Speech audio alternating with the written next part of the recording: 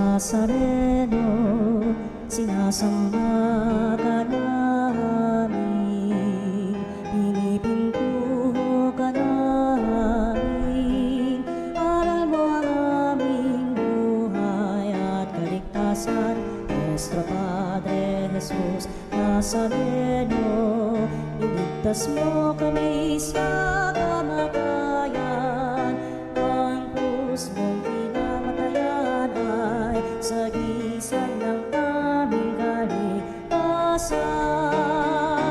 Nuestro Padre Jesus Nazareno, dinarangal ka namin. Nuestro Padre Jesus Nazareno, inulwalhati ka namin.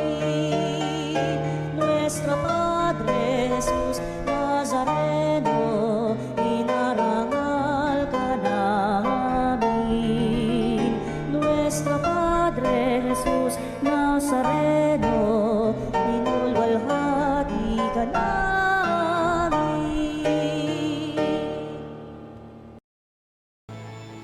Nawang namilang sa mo namin yung pakinggan, inig namin bigyan pansin, Ama namin,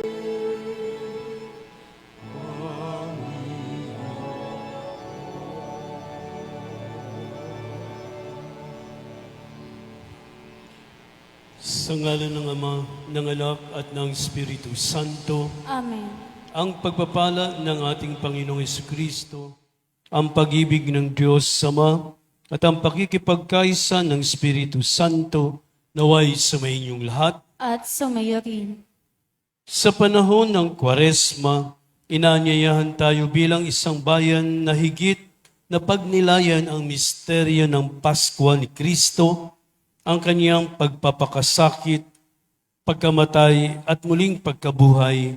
Sa misang ito, dumulog tayo sa ating mahabaging Ama upang maging matibay natin siyang tanggulan sa harap ng bawat tukso't pangamba. Patuloy nawa niya tayong ingatan at patnubayan upang makapamuhay tayong banal at naaayon sa kanyang kalooban. Mga kapatid, aminin natin at pagsisihan ng ating mga kasalanan upang tayo maging marapat gumanap sa ating banal na pagdiriwang. Inaamin ko Sa kapangyarihang makapangyarihang Diyos at at sa inyong mga kapatid, na lubha akong nagkasala sa isip, sa salita at sa gawa, at sa aking pagkukulang. Kaya sinasamo ko sa mahal na Birheng Maria, sa lahat mga anghel at mga banal, at sa inyo mga kapatid, na ako'y panalangin sa Panginoong ating Diyos. Kawan tayo ng makapangyarihang Diyos, patawarin tayo sa ating mga kasalanan, at patnubayan tayo sa buhay na walang hanggan. Amen. Panginoon, kaawan mo kami. Panginoon, kaawaan mo kami. Kristo, kaawan mo kami. Kristo, kaawaan mo kami. Panginoon, kaawan mo kami. Panginoon, kaawaan mo kami. Manalangin tayo. Ama naming makapangyarihan, sa taon-taong pagdiriwang ng paghahandang 40 araw para sa Pasko ng Pagkabuhay, kami nawa ay lalong umunlad sa pagtuklas sa hiwaga ng tagumpay ni Kristo upang masundan namin siya sa pamumuhay na marangal bilang aming tagapamagitan kasama ng Espiritu Santo magpaswalang hanggan. Amen. Umupo po ang lahat. Nilikha at pinagpala ng Diyos ang tao. Ngunit sa pagsuway ng tao sa kalooban ng kanyang tagapaglikha, napahiwalay siya sa kanya. Dahil dito, naranasan ng tao ang kaguluhan at kawalang pag-asa na sinasagisag ng kanyang pagkahubad. Pagbasa mula sa aklat ng Genesis. Nilikha ng Diyos ang tao mula sa alabok. hiningahan sa ilong at nagkaroon ng buhay. Naglagay ang Panginoon ng isang halamanan sa Eden, sa dakong silangan, at doon dinala ang taong kanyang nilalang. Pinasibol niya roon ang lahat ng uri ng kahoy na nakalulugod sa paningin at masasarap ang bunga. Sa gitna ng halamanan, naroroon ang punong nagbibigay buhay at ang punong nagbibigay ng kaalaman tungkol sa mabuti at masama. Ang ahas ang pinakatuso sa lahat ng hayop na nalikha ng Panginoon. Minsay tinanong nito ang babae, "Totoo bang sinabi ng Diyos na huwag kang kakain ng anumang bungang kahoy sa halamanan?" Tumugon ang babae, "Hindi naman. Ipinakakain sa amin ang anumang bunga sa halamanan. Huwag lamang ang bunga ng puno na nasa gitna niyon. Pag kami raw ay kumain ng bunga nito o himipo man lamang sa punong iyon, mamamatay kami." "Hindi totoo iyan. Hindi kayo mamamatay," wika ng ahas. Gayon ang sabi ng Diyos, sapagkat alam niyang kung kakain kayo ng bunga niyon, magkakaroon kayo ng pagkaunawa. Kayo'y magiging parang Diyos. Malalaman ninyo ang mabuti at masama. Napakaganda sa paningin ng babae ang punong kahoy, at sa palagay niya'y masarap ang bunga nito. Nabuo sa isipan niya na mabuti ang maging marunong, kaya't pumitas siya ng bunga at kumain. Kumuha rin siya para sa kanyang asawa at kumain din ito. Nagkaroon nga sila ng pagkaunawa matapos kumain. Noon nila nilamang sila'y hubad. Kaya kumuha sila ng mga dahon ng igos, pinagtagni-tagni at ginawang panakip sa katawan. Ang salita ng Diyos. Salamat sa Diyos. Salmong tugunan, poon iyong kaawaan, kaming sa iyo'y nagsisuway.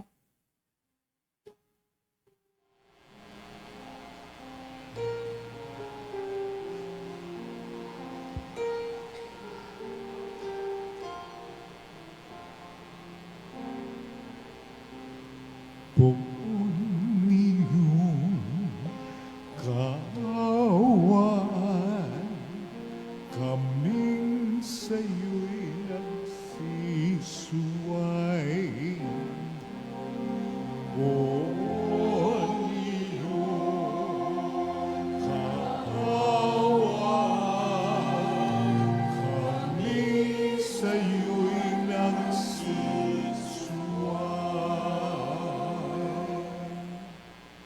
Ako'y kaawaan o mahal kong Diyos, sang-ayon sa iyong kagandahang loob. Mga kasalanan ko'y iyong pawiin, ayon din sa iyong pag-ibig sa akin.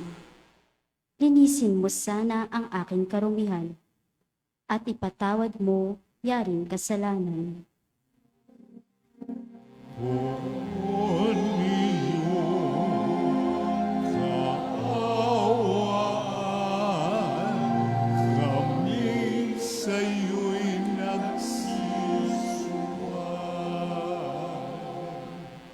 Ang pagsalansang ko ay kinikilala. Laging nasa isip ko at alaala. Sa iyo lang ako nagkasalang tunay, at ang nagawa ko'y di mo nagustuhan.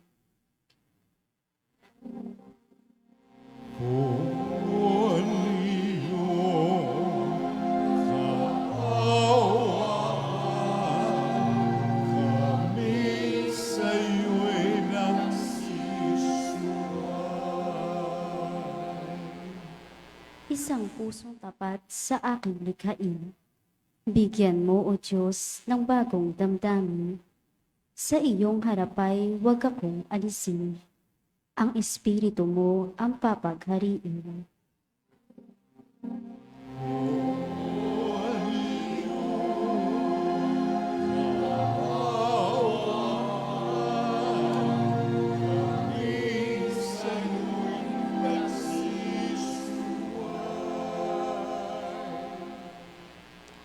walang nadulot ng iyong pagliligtas. Ibalik at ako ay gawin mong tapat. Turuan mo akong makapagsalita at pupurihin ka sa gitna ng madla.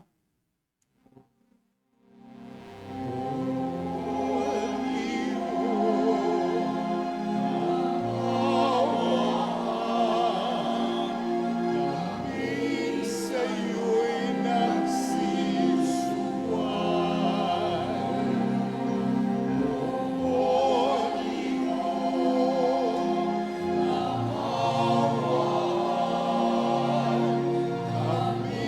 Sa'yo'y nagsisumay.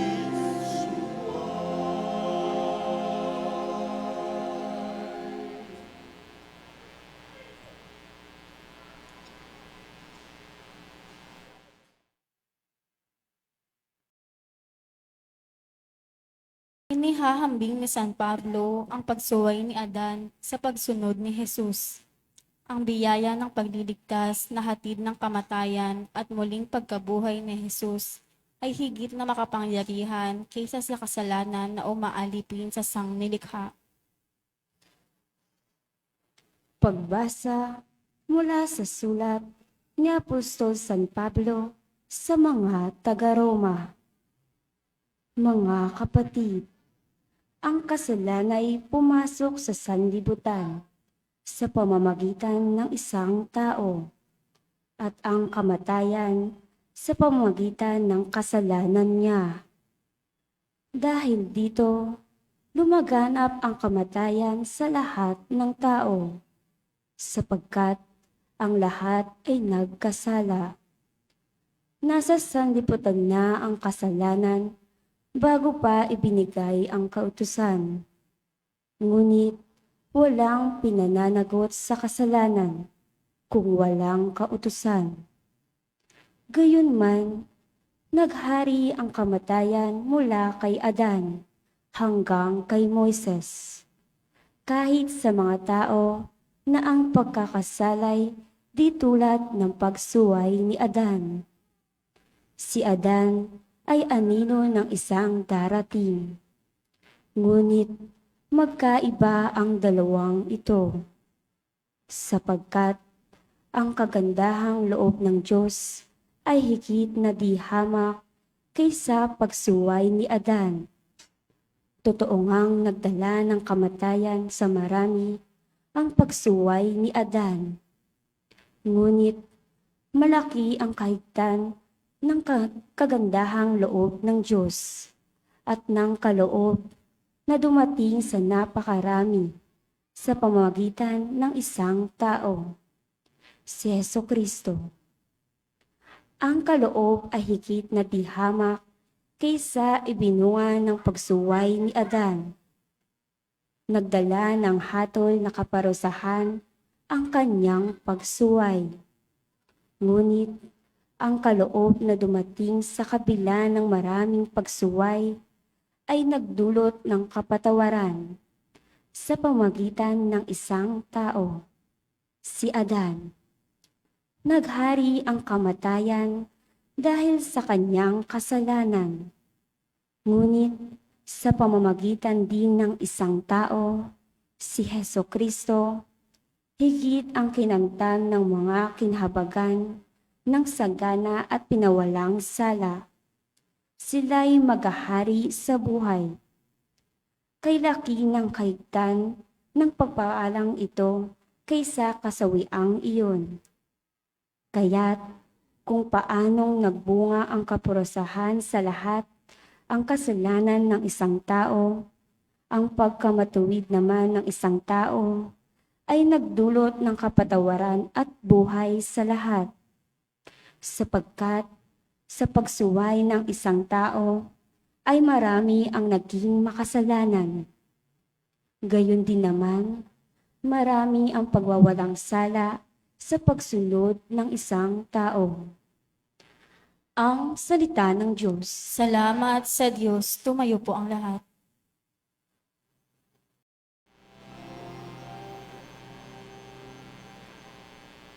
Ang tao ay nabubuhay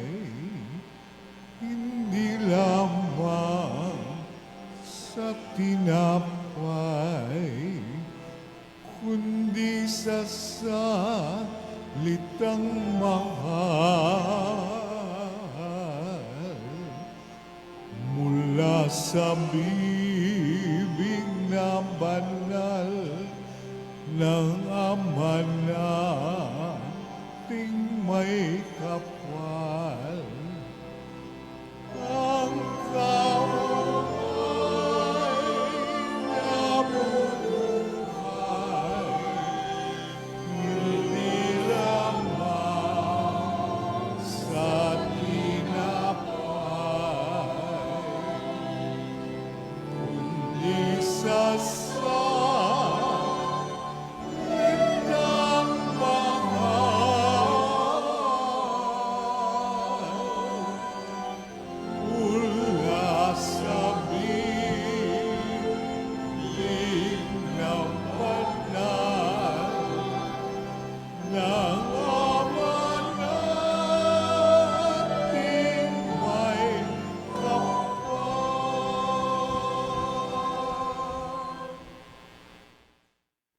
Sumainyo ang Panginoon. At sumayo rin. Ang mabuting balita ng Panginoon ayon kay San Mateo. Papuri sa iyo, Panginoon. Noong panahong iyon, si Jesus ay dinala ng Espiritu sa ilang upang tuksuhin ng Diablo. Doon, 40 araw at 40 gabi nag-ayuno si Jesus at siya'y nagutom. Dumating ang manunukso at sinabi sa kanya, "Kung ikaw ang anak ng Diyos, gawin mong tinapay ang mga batong ito." Ngunit sumagot si Jesus, "Nasusulat, hindi lamang sa tinapay nabubuhay ang tao, kundi sa bawat salitang namumutawi sa bibig ng Diyos." Pagkatapos nito'y dinala siya ng Diablo sa taluktok ng templo sa banal na lungsod. "Kung ikaw ang anak ng Diyos," sabi sa kanya, "magpatihulog ka sapagkat nasusulat, ipagbibilin niya sa kanyang mga anghel na ingatan ka, aalalayan kanila upang hindi ka matisod sa bato." Sumagot si Jesus, "Nasusulat din naman, huwag mong subukin ang Panginoong mong Diyos." Pagkatapos nila rin siya ng Diablo sa isang napakataas na bundok, mula rooy ipinatanaw sa kanya ang lahat ng kaharian ng sanlibutan at ang kayamanan ng mga ito. At sinabi ng Diablo, "Ibibigay ko sa iyo ang lahat ng ito kung magpapatirapak ka at sasamba sa akin." Sumagot si Jesus, "Lumayas ka, Satanas, sapagkat nasusulat, ang iyong Diyos at Panginoon ang sasambahin mo, siya lamang ang iyong paglilingkuran." At iniwan siya ng Diablo. Dumating ang mga anghel at naglingkod sa kanya. Ang mabuting balita ng Panginoon. Pinupuri ka namin, Panginoong Hesukristo. Umupo po ang lahat. Mga kapatid, nabanggit sa ating ebanghelyo ang tungkol sa ilang o disyerto. Marahil karamihan sa atin ay hindi nakapunta sa disyerto, o kaya naman siguro nakapunta kayo sa Pampanga, no? Parang disyerto, no? Kasi yun doon naging yung sumabog yung bulkan, tapos napunta doon yung mga ashes o parang buhangin na dala nung pagsabog. Pero pag sinabing disyerto, nakikita natin marahil sa pelikula na ang disyerto ay walang puno, walang halaman, walang tumitirang hayop, at kung tag-init ay talagang mainit, kaya nga walang tumitirang tao. Kung taglamig naman ay talagang malamig.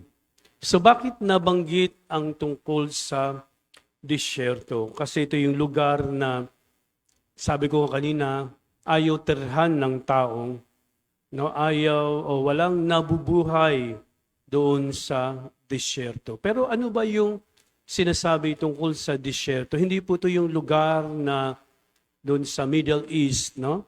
Kundi lugar sa buhay natin na doon tayo nakakaramdam ng matinding lamig o matinding init o yung sa ating sarili na minsan nababagot tayo, minsan nalulungkot tayo, no? At minsan, no, doon tayo tinitesting, no, ng Diyos. No, kasi daw ang disyerto ay hindi, no, para tayo ay o sa buhay natin para tayo tuksuhin, kundi para pagtibayin ang ating pananampalataya. So bakit ito ang naging tema sa unang linggo ng itong panahon ng Kwaresma? Kasi nga si Jesus ay dinala sa ilang o sa disyerto para tuksuhin ng diablo. No? Ibig sabihin, ang tukso ay hinarap ni Jesus. Di ba sabi sa isang kanta nga, o tukso, layuan mo ako. So kasi ang karaniwang tao, pag may tukso, di ba, hinaharap nga, no? Pero, ibig sabihin, pag hinarap mo, dahil nga mahina ang tao, natutukso. Kaya doon sabi sa kanta, layuan mo ako. Kung maaaring layuan. Pero itinuturo sa atin ni Jesus na harapin natin, labanan natin. Kasi pag tayo tinukso, no, alam natin na mali, no, ang sinasabi sa atin o inuudyok tayo na gawin ang masama. So alam natin na masama iyon. No, kasi nga meron tayong free will of freedom. Pero binigay na sa atin yung kaalaman, ano ba ang mali, ano ba yung tama. Kaya nga pag tinukso tayo, no, halimbawa tinutukso, no, ng babae ang lalaki, no? So, dahil masarap ang tukso daw, kaya, no, nagpapatukso. Pero pwede mo sabihin, ay hindi, may asawa na ako, hindi ako pwedeng, no, makisama sa ibang babae kung lalaki yan, di ba? Kung nasa tamang pag-iisip. Kung maling pag-iisip na siya ay mahina, so magpapatukso, magpapadala sa tukso. Pero anong ginawa ni Jesus? No? Kanyang kinontra, nilabanan yung tukso. So ilang beses tinukso si Jesus? 3 beses, no? Kasi nung una, sinabi kay Jesus na parang mag-magic siya, gawin niyang tinapay ang mga bato. So hindi kailangan ni Jesus ipakita ang kanyang kapangyarihan, no, sa diablo. Kasi alam niya sa sarili niya, siya ay anak ng Diyos. Tayo naman kapag tayo'y natutukso, no, alam nating mahina tayo, pero kinakalimutan natin kung ano o sino ang lakas natin, nakakalimutan nating tumawag sa Diyos, no? So yung mga nangyayari sa atin ay meron palang solusyon, pero hindi tayo gumagawa ng solusyon, no? Kasi sumasang-ayon tayo doon sa diablo. Ano yung pangalawang sinabi sa kanya?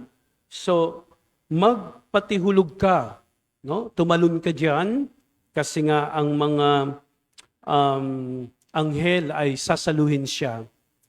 Tayo kapag nagpatihulog tayo, o ibig sabihin, tayo ay nagpaubaya sa demonyo, no? Sa talagang, no,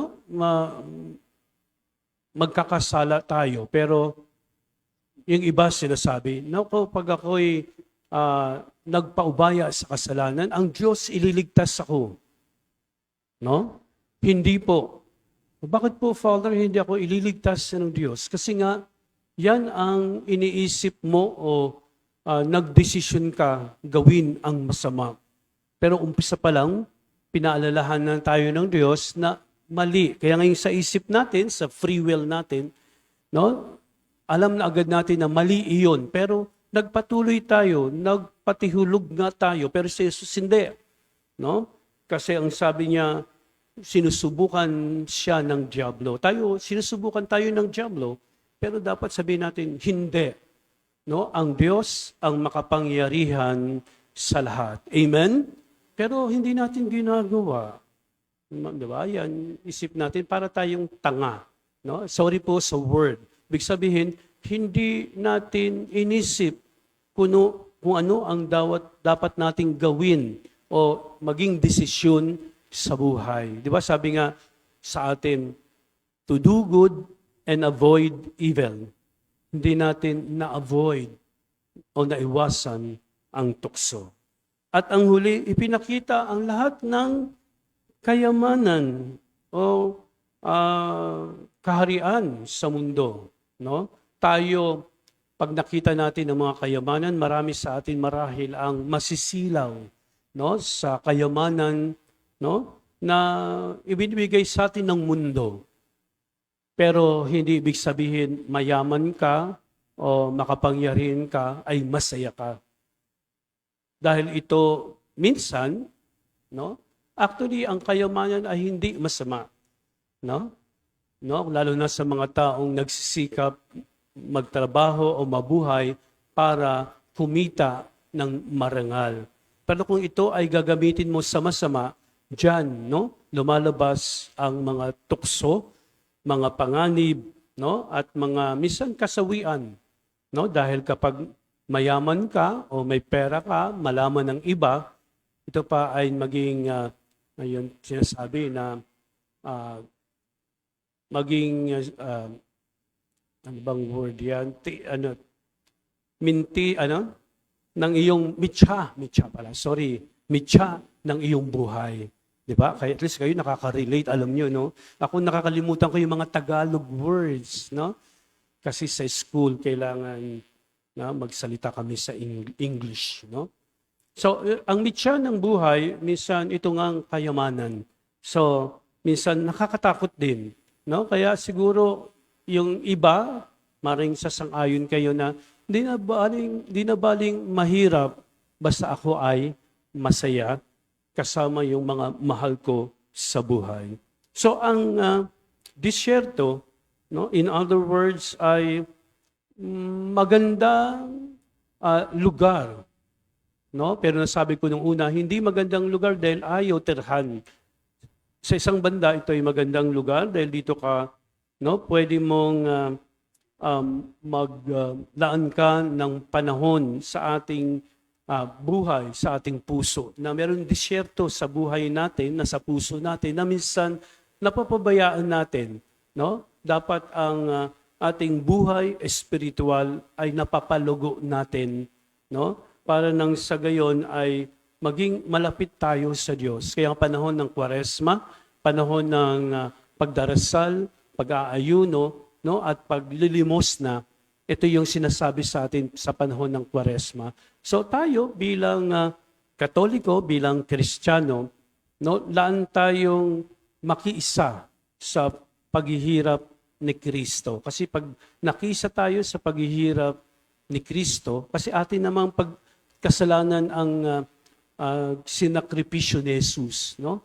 So tanggapin natin yung ating kasalanan, yung magsakripisyo tayo, kahit na sa maliliit na paraan, lalo ng panahon ng Kwaresma. So, tuksuhin man tayo ng ilang beses, no? Harapin natin at buong puso nating tawagin ng Diyos, lalo na sa panahon na yon, huwag tayong makalimot sa Diyos. Kasi maraming nakakalimot sa Diyos sa panahon na sila ay sagana, sa panahon na meron silang tagumpay, pero nasaan ang Diyos? Nakalimutan na natin o ng iba ang Diyos sa panahon ng mga iyon. Pero itong panahon ng Kwaresma, ilaan natin yung ating panahon, yung ating buhay, kailangan magsakripisyo tayo ng kahit na sa anong paraan, no? Matinding sakripisyo man o hindi, basta gawin natin o makaya natin, no? Ang nasa isip dapat natin yung ginawa ng Diyos na sakripisyo para sa atin. Maliit lang yan na sakripisyo na gagawin natin kumpara sa ginawa ni Jesus sa buong mundo. Kaya magdasal tayo, ipagpatuloy natin ang ating panalangin na sana huwag nating kalimutan ang Diyos sa panahon na nandun tayo sa disyerto ng ating buhay, marami tayong pangamba, takot, tawagin lamang natin ang Diyos. Sa ngalan ng Ama, ng Anak, at ng Espiritu Santo, Amen. ipahayag natin ang ating pananampalataya. Sumasampalataya ako Sa Diyos amang makapangyarihan sa lahat, na may gawa ng langit at lupa, sumasampalataya ako kay Hesukristo, iisang anak ng Diyos, Panginoon nating lahat. Nagkatawang tao siya lalang ng Espiritu Santo, ipinanganak ni Santa Mariang Berhen, pinagpakasakit ni Poncio Pilato, ipinako sa krus na matay inilibing, nanaog sa kinaroroonan ng mga yumao, nang may 3 araw na buhay na mag-uli, umakyat sa langit, naluluklok sa kanan ng Diyos amang makapangyarihan sa lahat. Doon magmumulang paririto at uhukom sa nangabubuhay at nangamatay na tao. Sumasampalataya naman ako sa Diyos Espiritu Santo, sa banal na simbahang katolika, sa kasamahan ng mga banal, sa kapatawaran ng mga kasalanan, sa pagkabuhay na muli ng nangamatay na tao, at sa buhay na walang hanggan. Amen. Mga kapatid, pinaalala sa atin na hindi tayo nabubuhay sa tinapay lamang. Sa makatuwid, hilingin natin sa Diyos ang biyayang makapamuhay ng tapat sa Kanyang salita. Ating itugon, Ama, panatilihin mo kami sa iyong salita. Ama, panatilihin mo kami sa iyong salita. Gawin mong tapat na tagapagpahayag ng iyong salita, kami iyong simbahan. Manalangin tayo. Ama, panatilihin mo kami sa iyong salita. Tulungan mo ang lahat ng nasa pamahalaan na maging tapat sa iyong salita. Sa kanilang paglilingkod sa aming bayan, manalangin tayo. Ama, panatilihin mo kami sa iyong salita. Pukawin mo ang aming mga puso na nagsisisi. Tulungan mo kaming humingi ng tawad sa aming mga nasaktan at magpatawad din sa mga nakasakit sa amin. Manalangin tayo. Ama, panatilihin mo kami sa iyong salita. Itinataas din namin sa iyo ang lahat ng social workers at silang nagtataguyod ng dignidad at karapatang pantao. Manalangin tayo. Ama, panatilihin mo kami sa iyong salita. Kupkupin mo ang mga yumao naming mahal sa buhay, sa iyong walang hanggang pag-ibig. Alawin mo kaming nagdadalamhati sa kanilang paglisan. Manalangin tayo. Ama, panatilihin mo kami sa iyong salita. Ama naming mapagmahal, panatilihin mo kami sa iyong salita upang tulad niya kami rin maging tinapay ng buhay sa aming sama-samang paglalakbay pabalik sa iyo. Hiniling namin ito sa pamagitan ni Jesucristong anak mo at aming Panginoon. Amen. Umupo po ang lahat.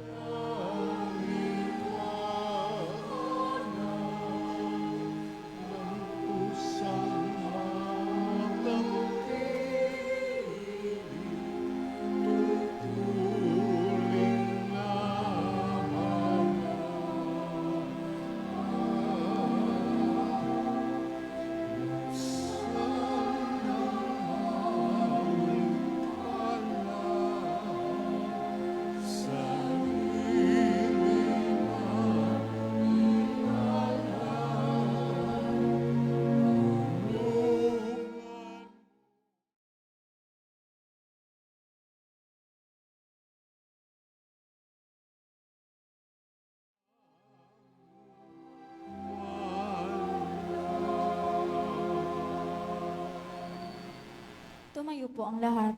Manalangin kayo mga kapatid upang ang pag-aay natin ay kalugdan ng Diyos amang makapangyarihan. Tanggapin nawa ng Panginoon itong paghahain sa iyong mga kamay, sa kapurihan niya at karangalan sa ating kapakinabangan at sa buong sambayanan niyang banal.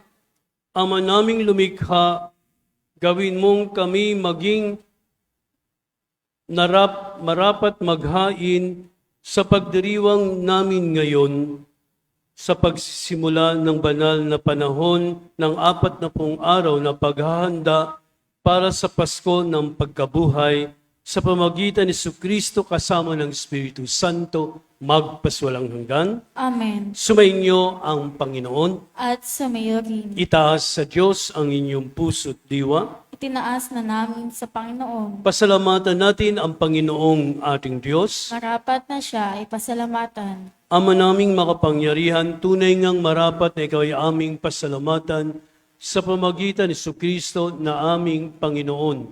Ang kanyang 40 araw na pagtitiis ng kagutuman ay nagbibigay kahulugan sa panahong ito ng pagpapakasakit para sa kapwa-tao. Ang pagtalikod niya sa tuksong naging makasarili ay nagtuturo sa amin harapin ang pagpapakabuti upang kaysa niya ay maging malayo kami sa pagdulog sa hapag ng huling hapunan na siyang hantungan ng lahat sa kalangitan. Kaya kaysa na manghel si awit ng papuri sa iyo nang walang humpay sa kalangitan, kami nagbubunyi sa iyong kadakilaan.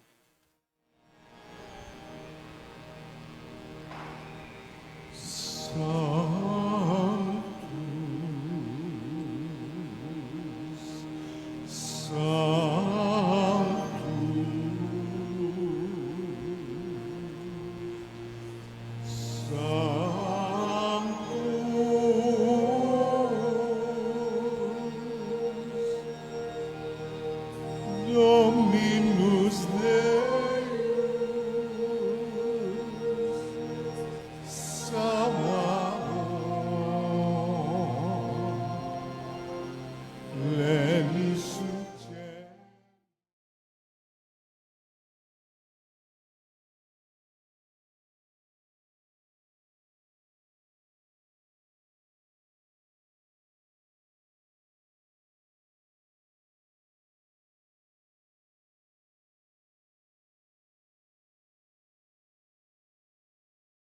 Benedictus qui veni, in nomine Domini, Hosanna in excelsis.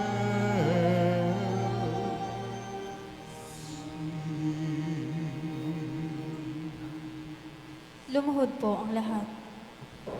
Ama naming banal, ikaw ang bukal ng tanang kabanalan, kaya't sa pamagitan ng Espiritu, gawin mong banal ang mga kaloob na ito upang para sa amin maging katawan at dugo ng aming Panginoong Hesukristo.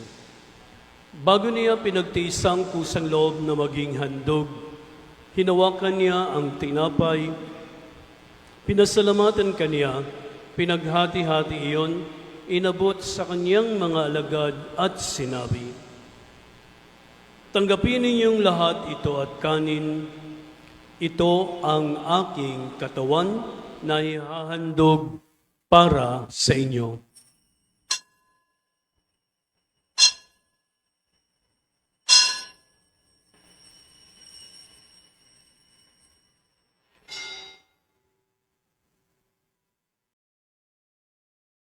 Gayon din naman pagkatapos ng hapunan, hinawakan niya ang kalis, muli kanyang pinasalamatan, inabot niya iyon sa kanyang mga alagad at sinabi, "Tanggapin ninyong lahat ito at inumin, ito ang kalis ng aking dugo, ng bago at walang hanggang tipan, ang aking dugo na ibubuhos para sa inyo at para sa lahat sa kipagpapatawad ng mga kasalanan. Gawin niyo ito sa pag-alala sa akin.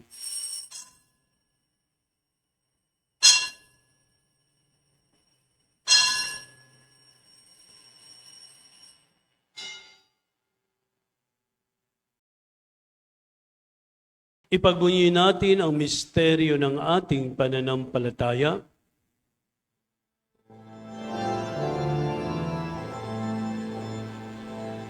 Si Kristo ay namatay,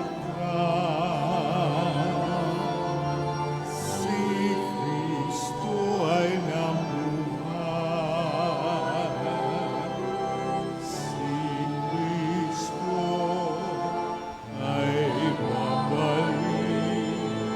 sa wakas na panahon.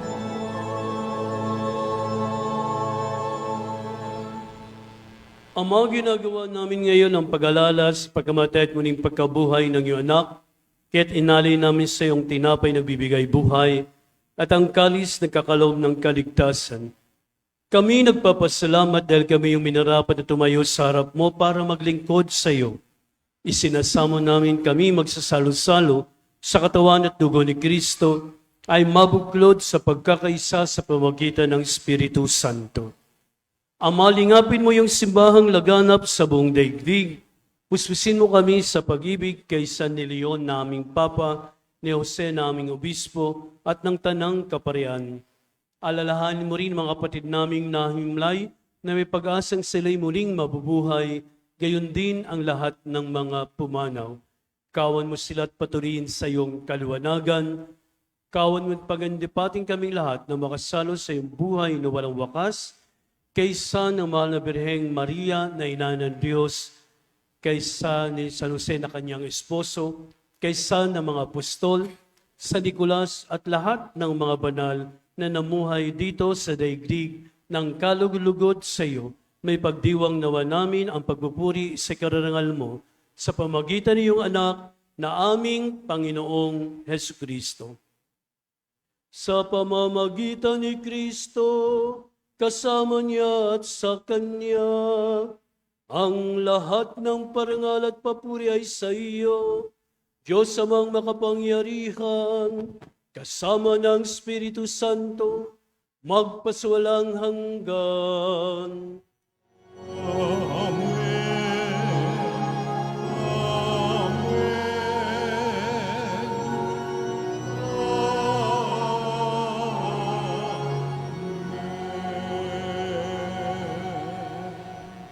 At sa tagubilin ni Jesucristo sa atin, manawagan tayo ng buong pananalig sa ating Amang nasa langit.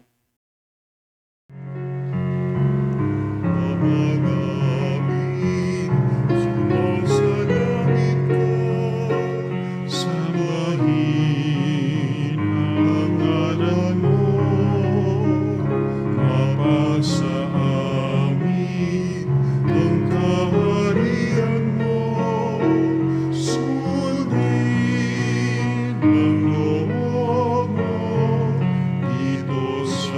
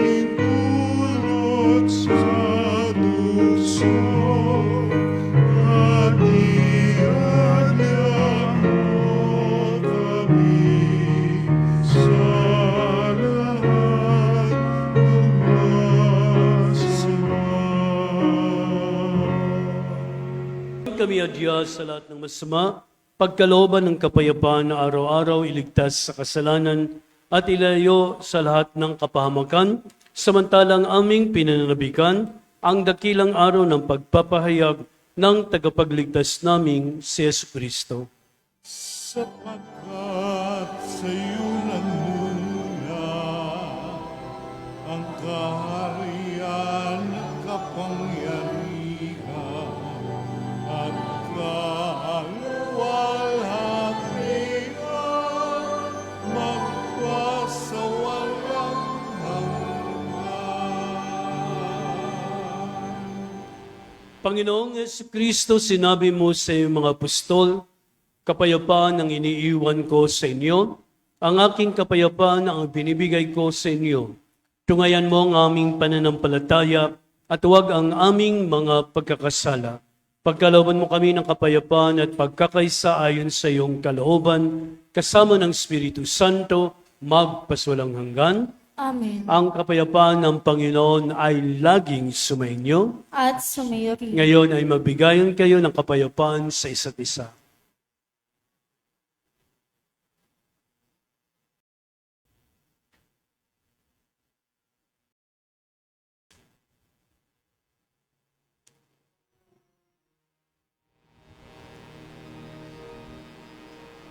Agnus Dei,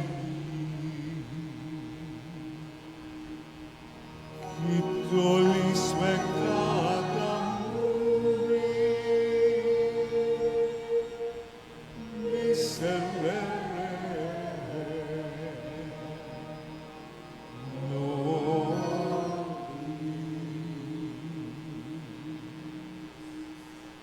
Agnus Dei, qui tollis peccata mundi, miserere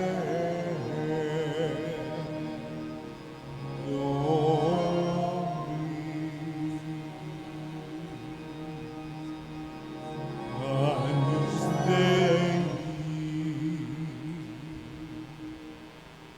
qui tollis peccata mundi, dona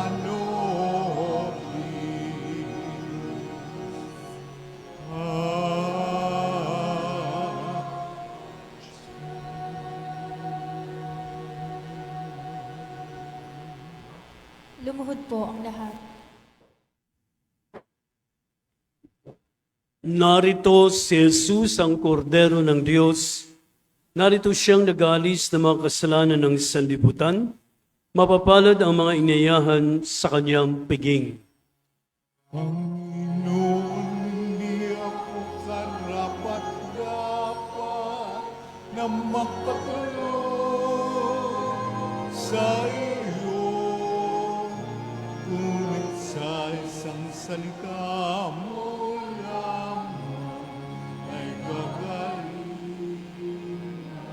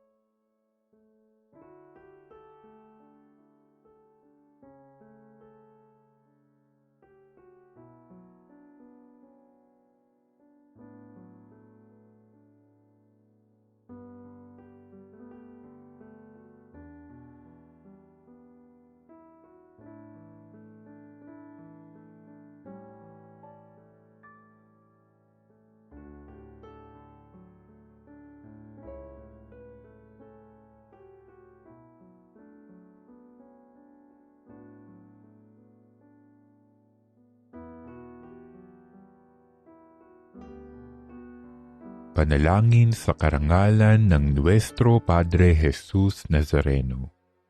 O Jesus Nazareno, katamis-tamisan naming manunubos.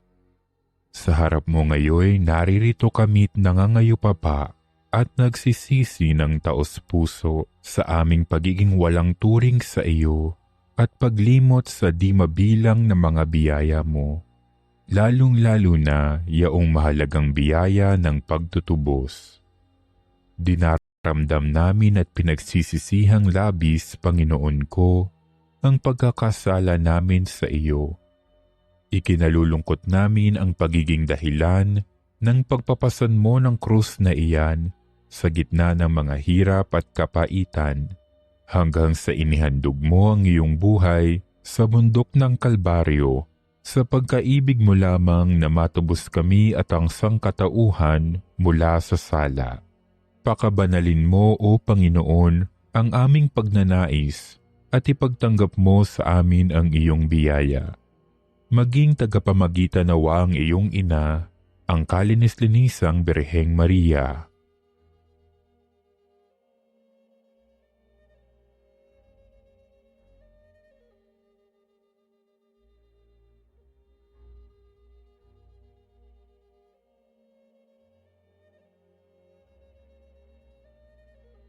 Ama naming makapangyarihan, niloob mong akuin ang iyong anak, ang krus at kamatayan, upang ang sangkatauhan ay matubos at mabuhay.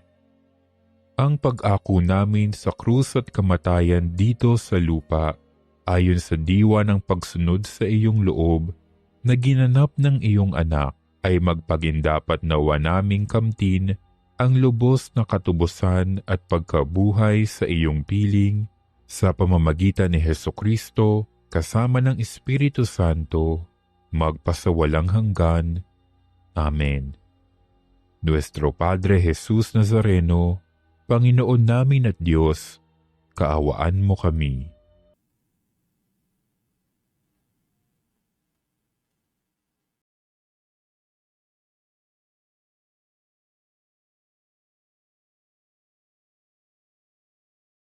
Manalangin tayo. Ama naming mapagmahal, kaming pinapakinabang mo sa pagkaing iyong bigay, ay tumanggap ng pampalakas ng pananampalataya, pampatibay ng pag-asa, at pampaalab ng pag-ibig. Matutuhan nawa naming damahin ang gutom at pananabig sa tunay na pagkaing nagbibigay buhay, upang kami makapamuhay sa bawat salita na namumutawi sa iyong bibig. Sa pamagitan ni Jesucristo kasama ng Espiritu Santo, magpaswalang hanggan. Amen. Sumainyo ang Panginoon. At sumayo rin. Ngayon ay magsiyuko kayo samantalang ginagawad ang pagpapala.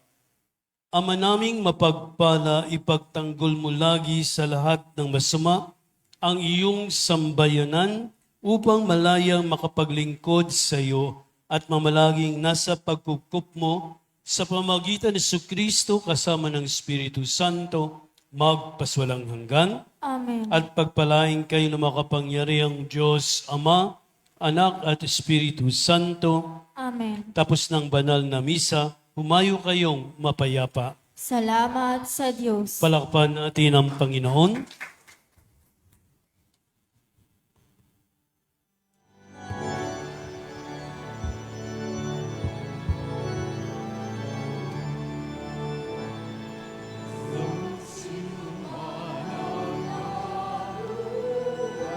para sa sarili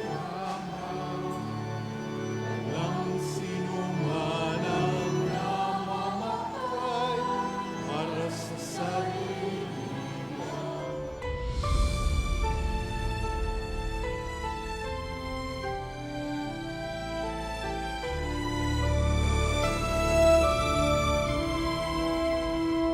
Nuestro Padre Jesús Nazareno, sinasamba ka namin, pinipintuho ka namin, aral mo ang aming buhay at kaligtasan. Nuestro Padre mo kami